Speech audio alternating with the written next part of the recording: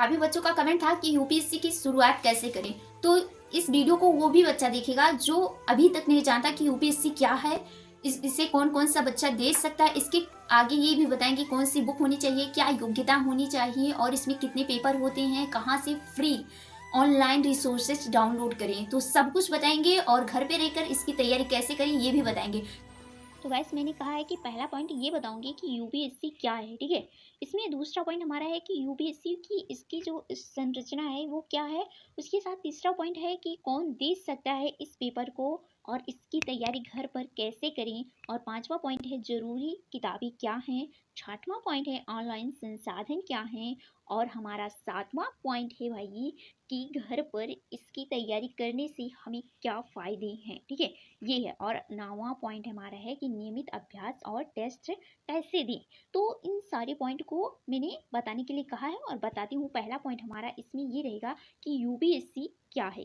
भाई यूपीएससी क्या है, जो बच्चा पहली बार देख रहा है वो भी समझ जाएगा कि यूपीएससी क्या है। तो देखते हैं कि यूपीएससी यानी कि संघ लोक सेवा आयोग, ठीक है, यूनियन पब्लिक सर्विस कमीशन, इसका फुल फॉर्म है यूपीएससी का। उसके साथ हम देखेंगे यह भारत सरकार की एक संस्था है जो देश की सबसे प्रतिष्ठित सेवाओं के लिए परीक्षा आयोजित कराता है, जैसे कि आईएएस, आईपीएस, आईएफएस। इसके फुल फॉर्म है आईएएस के भारतीय प्रशासनिक सेवा, आईपीएस का फुल फॉर्म है भारतीय पुलिस सेवा और आईएफएस का फुल फॉर्म है भारतीय विदेश सेवा। और यहाँ देखते हैं कि यूपीएससी सीएससी जो आपका है ये यानी कि सिविल सर्विसेज एग्जामिनेशन, वह परीक्षा है जिसके माध्यम से इन सेवाओं में ऑफिसर चुने जाते हैं, यानी कि ऑफिसर चुने जाते हैं जैसे कि डीएम एसडीएम, ठीक है। पॉइंट हमारा है यूपीएससी परीक्षा की संरचना क्या है, कैसी होती है। तो यूपीएससी के अगर आप एग्ज़ाम देना चाहते हैं तो इसमें तीन पेपर होते हैं। पहला पेपर होता है प्रीलिम्स, ठीक है। इसमें दो पेपर होते हैं प्रीलिम्स में। पहला होगा जीएस का होता है यहाँ पर है, और दूसरा सी सेट का होगा। मतलब कि जो आपका जीएस का होगा इसमें आपके 100 क्वेश्चन आएंगे, ठीक है। यहाँ पर जैसे कि हिस्ट्री, भूगोल, राजनीति, पर्यावरण, करंट अफेयर से क्वेश्चन आते हैं, इसमें केवल जीएस होंगे। जबकि दूसरा पेपर उसी दिन आपका होगा जब आप प्रीलिम्स के पेपर देने जाएंगे, तो इसमें सी सेट का होगा। इसमें मैथ, रीजनिंग, कॉम्प्रिहेंसिव यानी कि गद्यांश आते हैं, ठीक है। जैसे कि गणित यहाँ दिया है और लॉजिकल रीजनिंग आते हैं और कॉम्प्रिहेंशन, ठीक है, ये आते हैं सी सेट में। उसके बाद अगर आप इसको पास कर जाते हैं, मतलब कि ये जो होता है सी सेट होता है ये 33% का होता है। हर साल इतना क्वालिफाई इसका नंबर होता है। और ये जो जीएस का होता है ये हर साल इसका कट ऑफ बदलता रहता है, कट ऑफ के हिसाब से इसके नंबर देखे जाते हैं, ठीक है। यहाँ दूसरा पॉइंट है ऑब्जेक्टिव प्रश्न, यानी कि सिर्फ क्वालिफाई प्राकृत मेरिट में शामिल नहीं होते हैं। अब हम देखते हैं कि मेंस होगा हमारा। अगर हम प्रीलिम्स पास कर लेते हैं तो मेंस हमारा होगा, ठीक है। मेंस में हमारे 9 पेपर होंगे, 9 पेपर होंगे भाई। इसके अंदर 4 जीएस के पेपर होंगे, 2 ऑप्शनल के पेपर होंगे। जैसे कि ऑप्शनल में क्या, जैसे कि हिस्ट्री आपने ऑप्शनल लिया है वहाँ पर चूज करना होता है। तो यहाँ पर आपको चूज करना है, जैसे हिस्ट्री लिया है, हिस्ट्री में वर्ल्ड हिस्ट्री और एक इंडियन हिस्ट्री, ठीक है। और इसके बाद जैसे कि 4 जीएस, 2 वैकल्पिक विषय और एक निबंध का पेपर होगा और 2 भाषा की, जैसे कि फर्स्ट भारतीय भाषा और अंग्रेजी के होंगे पेपर, ठीक है। समझ में आ गया होगा मैं उम्मीद करती हूँ। और इसके बावजूद इसको और भी लेंदी में देखना चाहते हो कि इसमें कौन कौन से पेपर है, तो मैंने वीडियो बनाए हैं, तो हमारे चैनल में आप देख सकती हैं कि इसमें कितने पेपर होते हैं। पूरा एकदम वही बताए हैं कि पूरा विस्तार से बताए हैं, ठीक है। और इसमें बच्चे को समझ में आ गया होगा, ठीक है। अगर नहीं आया तो आप हमारे वीडियो को देख सकते हैं, हमारे चैनल में उपलब्ध है। अब यहाँ बात करते हैं, इसमें जो पेपर होते हैं ये लिखने के लिए होते हैं, ठीक है, सब्जेक्टिव होते हैं। और जो प्रीलिम्स के होते हैं वो ऑब्जेक्टिव होते हैं, मतलब कि टिक वाला होता है। और जो मेंस का होगा आपका वो लिखित पेपर होगा, ठीक है। अगर आपका मेंस निकल जाता है तब इंटरव्यू होगा, ठीक है। इंटरव्यू कितनी मार्क का होता है, तो ये जो नंबर होते हैं ये 275 अंक का होता है। इसमें आपके जो क्वेश्चन होते हैं इसमें कोई क्वेश्चन नहीं होती ज़्यादातर, इसमें आपकी व्यक्तिगत सोच, ईमानदारी और समझदारी की परीक्षा होती है, ठीक है।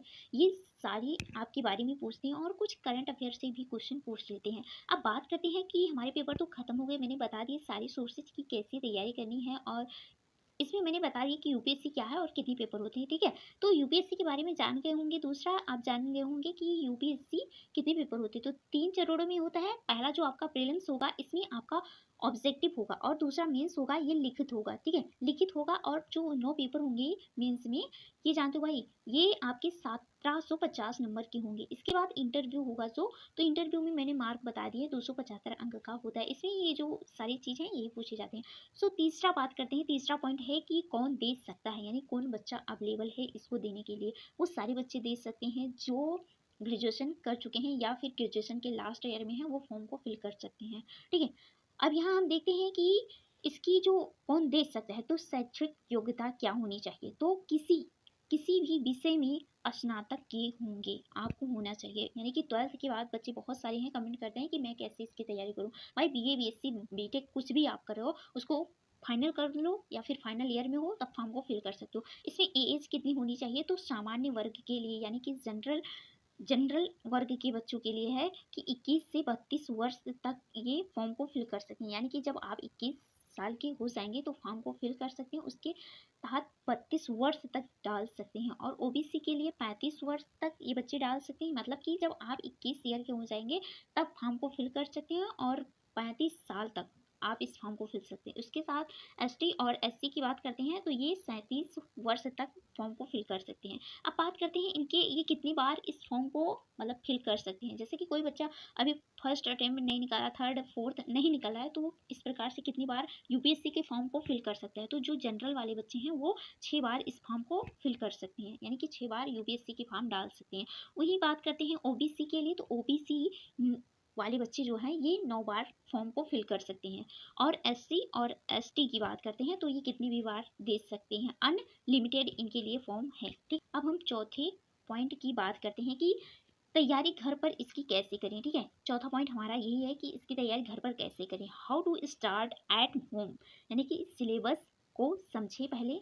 तो सिलेबस को मैं बहुत सारी वीडियो में बताया कि कौन कौन सी बुक लेनी है। भाई वही बुक ले लूँ जो मैंने बताया है, और मैंने सिलेक्ट भी कर दिया है कि कौन सी बुक लेनी है आपको। पहले तो आप एनसीईआरटी बुक ले ही लो अगर समझना है तो, ठीक है। और वीडियो के डिस्क्रिप्शन में सारे बुक के लिंक मैंने रख दिए हैं कि अगर आपको मार्केट में नहीं मिल रहा है या फिर ज़्यादा महंगा मिल रहा है तो आप यहाँ से आप परचेज कर सकते हैं, ठीक है। फीस देख सकते हैं, बुक भी देख सकते हैं, उसके बाद आप उस पर क्लिक करें, ठीक है। और ज़्यादा महंगा नहीं है भाई, इतना भी नहीं है। और मैं ये भी नहीं कहूँगी कि आप सारी बुक एक ही साथ खरीद लें। पहले आप एनसीईआरटी की खरीद लें, फिर उसके बाद स्टैंडर्ड बुक खरीदें। तो यहाँ हम देखते हैं कि घर पे इसकी तैयारी कैसे करी है। तो यहाँ देखते हैं कि सिलेबस को पहले समझना है, जो कि मैंने अपने चैनल में बता दिया है, ठीक है। अब यहाँ है कि यूपीएससी सिलेबस बहुत बड़ा, एक बार समझ में अगर आपको आ जाती है तो पढ़ने में आसान हो जाती है, ठीक है। और पीडीएफ करके रखें आप रोज़, क्योंकि मैंने इसकी पीडीएफ आपको हमारे टेलीग्राम पे मिल जाएंगे। इसके बाद मैं बता दूं कि सिलेबस को समझने में आपको समझ में आ जाएगा कि कैसे समझना है। उसके बाद आपको पीडीएफ ही निकलवा लेना चाहिए कि कौन सी बुक होनी चाहिए, और बुक के नाम नहीं समझ में आया तो उसकी प्रिंट निकलवा लें, ठीक है। कहाँ पे निकलवाएंगे, तो हमारे वीडियो के टेलीग्राम को ज्वाइन कर लें। वहाँ पर मैंने जो वीडियो बताती हूँ उन सारे स्क्रिप्ट होते हैं, इसको मैं पीडीएफ के फॉर्म में वहाँ पर भेज देती हूँ। वहाँ से आप डाउनलोड करके आप वहाँ से निकलवा सकते हैं, ठीक। उसके बाद मैं आपको बताऊँगी कि एनसीईआरटी से शुरुआत करनी है। मैंने पहले ही बता दिया भाई कि एनसीईआरटी की बुक से शुरुआत करें। 6 से लेकर 12 तक की बुक होनी चाहिए आपके पास, क्लास 6 से लेकर 12 तक की बुक, वो भी जियोग्राफी, हिस्ट्री, राजनीतिक और अर्थशास्त्र की। ये भाई बुक बहुत इंपॉर्टेंट है एनसीईआरटी के लिए। फिर आसानी भाषा में होती है, ये जो एनसीईआरटी की बुक होती है ना, ये आसान भाषा में होती है। अब बात करते हैं, उसी में हमारा पॉइंट है कि एक विषय चुने और पूरा करें। जैसे क्या होता है कि आप 2 सब्जेक्ट को चुन लें। उदाहरण की बात कर लेते हैं कौन कौन से, कि पहले आप राजनीतिक पढ़ें, फिर इतिहास पढ़ें। यानी कि जैसे कि एम लक्ष्मीकांत के लिए आप एनसीईआरटी पहले लें, फिर इसके बाद एम लक्ष्मीकांत की बुक लें, ठीक है। उसके बाद हिस्ट्री की बुक को भी साथ में लेकर चलें, जैसे कि 2 बुक लेकर साथ में चलें। और अधूरी पढ़ाई ना करें, कि जैसे कि क्या होता है ना, घर पे बच्चे पढ़ते हैं तो कहते हैं थोड़ा सा पढ़ लूँ, फिर उसके बाद कल पढ़ लूँगा, फिर बाद में पढ़ लूँगा। भाई कभी कल वल नहीं आया है, जो पढ़ना है और जो करना है अभी करना है, और कुछ नहीं करना है, ठीक है। उसके साथ हम देखते हैं करंट अफेयर कैसे पढ़ना है। करंट अफेयर को कैसे करना है, जैसे कि द हिंदू और इंडियन एक्सप्रेस के अखबारों को पढ़ लेना है। और पीआईबी और सरकारी योग्य योजनाएं, बजट, आर्थिक बजट, ये सब आपको करंट अफेयर में ऐड करना है भाई। अगर आप घर पे तैयारी कर रहे हो तो इसके बारे में मैंने सब कुछ बताई हूँ अपने चैनल पे, बस आपको क्या करना है देखना है, ठीक है। अब यहाँ देखते हैं कि मॉक टेस्ट और पीवाईक्यू लगाएं कैसे, ठीक है। तो यहाँ पुराने प्रश्नों इससे समझ आता है कि किस प्रकार से क्वेश्चन पूछ रहा है और यूपीएससी क्या पूछ रहा है आपसे। उसके साथ समय का प्रबंधन और आत्म विश्लेषण होता है आपको, ठीक है। इसमें अगर आप पीवाईक्यू देखते हैं तो आपको पता चलता है कि यूपीएससी में किस प्रकार से क्वेश्चन आते हैं और किस प्रकार से किस टॉपिक से ज़्यादा क्वेश्चन पूछ रहा है, उस पर आप ज़्यादा केयर करते हैं, उस चैप्टर पे उस पॉइंट पर ज़्यादा केयर करते हैं आप। तो हम यहाँ हमारे ये जो थे कि घर पे इसकी तैयारी कैसे करें, तो ये सारी 5 पॉइंट मैंने बता दी क्या क्या ज़रूरी है आपके लिए, ठीक है। अब हमारा जो 5वां पॉइंट है कि ज़रूरी किताबें क्या हैं, तो किताबें भी मैं बता देती हूँ कि किताब कौन सी होनी चाहिए, ठीक है। यहाँ किताब मैंने बता दी है कि किताब कौन सी होनी चाहिए, तो इसकी अगर आप लेंदी में चाहते हो तो मैंने ये भी बुक बता दी है कि कौन कौन सी बुक होनी चाहिए, ठीक है। तो राजनीतिक पहला बुक होना चाहिए, राजनीतिक, यानी कि मैं बता दे रही हूँ कि एम लक्ष्मीकांत के लिए आप एनसीईआरटी की पहले बुक ले लें, जैसे कि 11th और 12th की ले लें, ठीक है, एनसीईआरटी। उसके बाद एम लक्ष्मीकांत की बुक लें। फिर उसके बाद हिस्ट्री के लिए आपको 3 बुक लेनी होगी, प्राचीन, मध्य और आधुनिक बुक, ठीक है। आधुनिक भारत का इतिहास लेना होगा। और इसमें मैंने ये बता दी है कौन सी प्रकाशन होनी चाहिए। आप हमारे एक वीडियो मैंने बताया कि यूपीएससी के लिए कौन सी बुक लेनी है, तो उसे आप देख सकते हैं। तो यहाँ पर स्पेक्ट्रम तो आपके आधुनिक भारत के लिए है, और राम शरण शर्मा और एक और बुक आती है मध्यकालीन भारत के लिए, उसे आप ले सकते हैं। और जियोग्राफी के लिए बात करते हैं, यानी कि हिस्ट्री के लिए आप एनसीईआरटी 6 से लेकर 12th तक की बुकें ले लें, तभी समझ में आएगा कि क्या है। उसके बाद आप स्टैंडर्ड बुक लें, ठीक है। और यहाँ बात करते हैं अर्थव्यवस्था के लिए आप 11th और 12th की बुक ले लें, उसके बाद आप स्टैंडर्ड बुक लें। और पर्यावरण के लिए भी आप बुक ले सकते हैं। उसके बाद करंट अफेयर के लिए मैंने ऊपर बता दी कौन सी करंट अफेयर पढ़नी है। उसके बाद 6वां पॉइंट हमारा है भाई, 6वां पॉइंट है, यहाँ पर मैंने बुक के नाम दे दिए हैं। काफी बच्चों का कमेंट है कि बुक को कैसे बाय करना है। तो कोई भी आप हमारी वीडियो को देख रहे हैं तो इसे आप पहले तो क्या करना है कि जो मैंने यहाँ पर टाइटल लिखा है इसी पर क्लिक करना है। यानी कि यहाँ टाइटल मैंने कोई भी आप वीडियो देख रहे हो तो यहाँ मैं टाइटल लिख देती हूँ।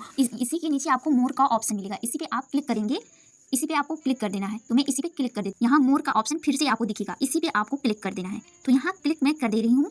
और मैंने जितने बुक का लिंक रखा है, जो भी आपको बुक चाहिए आप यहाँ देख सकते हैं। जैसे कि मैं बता देती हूँ आपको, इतनी सारी बुक का मैंने लिंक रखा है जो यूपीएससी के लिए बहुत ज़्यादा इंपॉर्टेंट है। और बहुत सारे बच्चों का कमेंट रहता है कि मैं कैसी बुक को बाय करूं। जैसा कि मैं एक बुक को बाय करके दिखा दे रही हूँ कि यहाँ पर मैं रखती हूँ भारतीय कला एवं संस्कृति, ठीक है। ये बुक है, यहाँ पर क्लिक करना है। यहाँ मैं इस पर क्लिक कर देती हूँ। तो इस प्रकार से आप सामने इंटरफेस दिखाई देगा, जैसे कि भारतीय कला एवं संस्कृति, नितिन सिंघानिया जी का बुक है, ठीक है। और आपको क्या करना है कि आप अपने फोन में इसका एक स्क्रीनशॉट ले सकते हैं, ठीक है। अब क्या करना है, स्क्रीनशॉट लेने के बाद आपको अपने मार्केट में पता कर लेना है कि इसकी प्राइस कितना है, ठीक है। अगर वहाँ आपको कम पैसे में मिल जा रही है तो वहाँ से आप परचेज कर लीजिए, या फिर आप यहाँ से ले सकते हैं। अब क्या है ना कि बुक को मार्केट से लोगे वहाँ आपको पुराना संस्मरण मिल सकता है, लेकिन यहाँ मैंने न्यू बुक को रखा है, ठीक है। जो बच्चे 2026 या 27 में पेपर देना चाहते हैं इस बुक को बाय कर सकते हैं। तो यहाँ देख सकते हो बाय कैसे करना है, बाय करने का ऑप्शन यहाँ पर है, ठीक है। यहाँ से आप बाय कर सकते हो। और इसके बारे में मैंने सब कुछ बता दिए हैं, और ऐसी सारी बुक के लिंक हमारी वीडियो के डिस्क्रिप्शन में ही होता है, यहाँ देख सकते हैं आप, ठीक है। अगर कुछ भी इसके आगे डाउट भी रह जाते हैं तो नीचे कमेंट कर सकते हैं।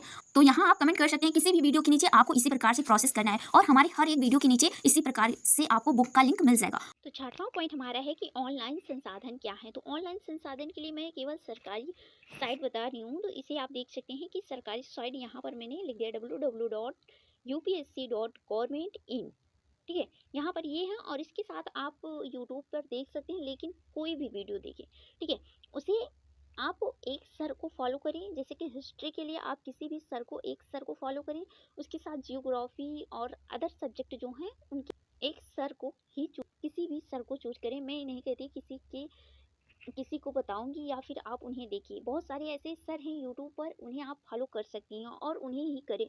जैसे कि आप एक वीडियो देखते हैं, उससे रिलेटेड बहुत सारे सर के क्लासेस आते हैं, तो जो अच्छा लगे उन्हें ही चुनिए, और हमेशा हमेशा अपनी टारगेट को मत बदलिए, ठीक है। और 7वां पॉइंट हम देख लेते हैं कि 7वां पॉइंट है टाइम टेबल कैसे बनाएं। टाइम टेबल बनाने के लिए आपके लिए क्या होनी चाहिए, कैसे तैयारी करें आप अपने हिसाब से अपने टाइम को, यानी कि जो घंटे हैं मैं बताऊंगी, इसमें आप मैनेज कर सकते हैं, आगे पीछे कर सकते हैं। तो यहाँ टाइम टेबल जो होना चाहिए आपके, ये यूपीएससी यानी 3 से 4 घंटे विषय की पढ़ाई, जैसे कि भूगोल और राजनीतिक, यानी कि एम लक्ष्मीकांत या फिर एनसीईआरटी की बुक को आप 2 सब्जेक्ट को लेकर चल सकते हैं, ठीक है। 3 से 4 घंटे में, 1.5 घंटे या फिर 2 घंटे रख लीजिए, आपको पढ़ना है। फिर उसके बाद दोपहर में क्या करना है आपको कि 2 घंटे लेना है, एनसीईआरटी को रिवीजन करना है, और जो वैकल्पिक विषय हैं उसे भी आपको रिवीजन कर लेना है, ठीक है। शुरू आपको इसी प्रकार से करना है। और जैसे 1 घंटा आप एनसीईआरटी को दे सकते हैं और वैकल्पिक विषय को, ठीक है, एक 1 घंटा कर सकते। और शाम के समय 2 घंटा करंट अफेयर और या मॉक टेस्ट। मॉक टेस्ट मैं कहूँगी शुरुआत में ना दें, आप पहले क्वेश्चन देखें, फिर उसके बाद समझ में आए कि हाँ मेरा लगभग 70 से 80% तैयार हो गया, तब मॉक टेस्ट पे जाएं। और उसके साथ साथ PYQ ज़रूर देखा करें बीच बीच में। मैं तो एकदम नहीं मना करूँगी कि आप मत देखें, जिससे देखने से पता चल जाता है कि इस प्रकार से क्वेश्चन आया। और रात में 1 घंटा उत्तर लेखन या फिर वीडियो लेक्चर ज़रूर देख लें। उत्तर लेखन रात में ना करें, लगभग दिन में करें, और वीडियो को ज़रूर देख लें, और दिन भर आपने क्या पढ़ा है उसे एक बार ज़रूर देख लें, ठीक है। इससे पता चल जाता है कि आपने क्या क्या पढ़ा है, क्या क्या नहीं पढ़ा है, ये समझ में आ जाता है। और सप्ताह में 1 दिन ज़रूर रिवीजन कर लें, और उसके साथ साथ मॉक टेस्ट भी दें। 8वां पॉइंट हमारा है कि घर पे तैयारी करने के फ़ायदे क्या हैं भाई। तो फ़ायदे तो ये हमारे हैं कि खर्चा नहीं होता है भाई, खर्चा नहीं होता है। बहुत सारे बच्चे ऐसे हैं कि UPSC की तैयारी करने चाहते हैं और उनके पास पैसे नहीं है, तो वो कैसे करें। तो भाई घर पे रहोगे तो ज़्यादा खर्चे नहीं होने चाहिए, और घर पे रहने से आप काम भी कुछ कर सकते हो। जैसे कि मम्मी पापा अकेले कर रहे हैं तो उसमें आप अपने हाथ बटा सकते हो, ठीक है, जब आप बोर हो जाओ पढ़ते पढ़ते। और कोचिंग की मोटी फीस से बच सकते हैं आप, ठीक है, इसमें आपके ये फ़ायदे हो सकते हैं। और समय की बचत हो सकती है, जैसे कि ट्रैफिक और सफ़र से बचें। जैसे जो बच्चा UPSC की तैयारी करने बाहर जाता है, तो वो यहाँ से जहाँ पढ़ता है कोचिंग सेंटर पे जाता है, और जो रूम लिया होता है वहाँ से यहाँ तक सफ़र करने में टाइम लग जाता है, तो इससे भी आपके फ़ायदे हो सकते हैं। उसके साथ शांति और ध्यान केंद्रित कर सकते हैं आप अकेले में पढ़ेंगे तो, ठीक है, बिना डिस्टर्ब हुए आप अपनी तैयारी को कर सकते हैं। घर पे कोई नहीं बोलने वाला होता है, और जहाँ कोचिंग पे बच्चे बहुत सारे होते हैं, और वहाँ पर मुझे लगता है कि बहुत सारी डिस्टर्बेंसी होती है। और तीसरे कि आपके जो जीवन है ये बहुत अच्छे से बीतेंगे। जैसे कि वहाँ पर बच्चे तैयारी करते हैं तो कहते हैं मुझे बुखार हो गया, कुछ हो गया है, तो जैसे कि यहाँ पर आपको अच्छा खाना मिल जाएगा, नींद अच्छी, आराम भी अच्छे से कर सकते हो घर पे रहकर। तो मैं नहीं चाहती कि अगर आप घर पे तैयारी करो तो बहुत अच्छे से नींद लो, लगभग 5 से 6 घंटे की नींद ले लो, बहुत है। और बात करते हैं लास्ट में, जो यही पॉइंट है इसी में, कि जो इसके फ़ायदे हैं घर पर, ये अपनी स्पीड से पढ़ाई करना है आपको, ठीक है। कोई दबाव नहीं है कि आप इसे पढ़ें, जब मन करे तब पढ़ें, लेकिन ऐसा भी ना करें कि ना ही पढ़ें।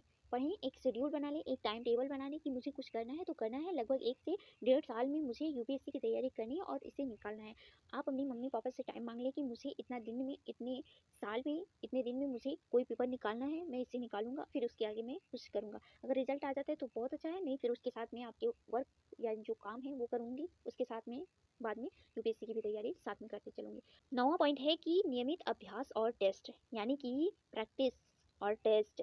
जैसे कि रोज़ 5 से 10 MCQ क्वेश्चन लगाएं या फिर देखें। और उसके साथ मैं बताऊंगी कि GS के जो क्वेश्चन है उसे आप और भी कर सकते हैं, लेकिन अभी शुरुआत में ऐसा ना करें। और जैसे 1-2 महीना 3 महीने के बाद आप इस सारी जो MCQ हैं और PYQ हैं क्वेश्चन, उनको तब देखें। और सप्ताह में 1 बार फुल लेंथ मॉक टेस्ट ज़रूर देना है आपको, जब पेपर आने वाला हो तब। कि मैंने बता दिया कि 70 से 80% जिस बच्चे की तैयारी है वो हो जाए तब, ठीक है। और पुराने 10 साल के प्रश्न ज़रूर हल कर लेना है आपको, जब पेपर देने जाने हैं उसके पहले 2 से 3 महीने में। और उसके बाद है उत्तर लेखन, यानी कि आंसर राइटिंग की शुरुआत करें मेंस के लिए। मेंस में मैंने बता दिया लिखित होता है, प्रीलिम्स में आपके ऑब्जेक्टिव होते हैं। यहाँ हमारे क्वेश्चन खत्म होते हैं। यहाँ मैंने लिख दिया है लास्ट में आपके लिए कि अगर सपने को सच करना है तो तरीके भी वैसे ही करने चाहिए। UPSC एक दिन में नहीं होती भाई, लेकिन रोज पढ़कर ज़रूर होता है। घर बैठे भी UPSC टॉप किए जा सकते हैं, बस लगन और धैर्य मेहनत होनी चाहिए आपके अंदर।